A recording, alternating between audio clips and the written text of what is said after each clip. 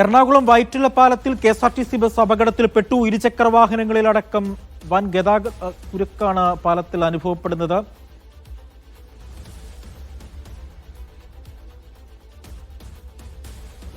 നിതിൻ സേവ്യറുടെ വിവരങ്ങൾ നൽകാനായി. നിതിൻ, ഗതാഗത കുരുക്ക് ഇപ്പോഴും ഉണ്ടോ? എന്താണ് വിശദാംശങ്ങൾ?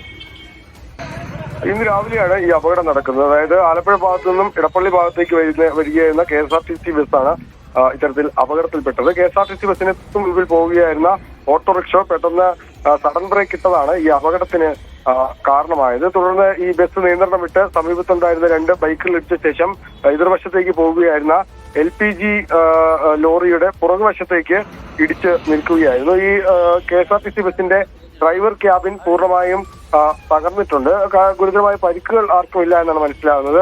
മറ്റൊരു കാര്യം, ഈ ദേശീയപാതയിൽ വലിയ തോതിലുള്ള കുരുക്ക് ഈ അപകടത്തെ തുടർന്ന് ഉണ്ടായിട്ടുണ്ട്. ഇടപ്പള്ളി ഭാഗത്തു നിന്നും അരൂർ ഭാഗത്തേക്ക് വലിയ കുരുക്കാണ് ഇപ്പോൾ നിലവിൽ അവിടെ ഉണ്ടായിട്ടുള്ളത്. പോലീസും ഒപ്പം തന്നെ ഫയർഫോഴ്സും അവിടെ എത്തി ഈ വാഹനങ്ങൾ മാറ്റുകയും കുരുക്കരിക്കാനുള്ള ശ്രമവും നടത്തുന്നുണ്ട്.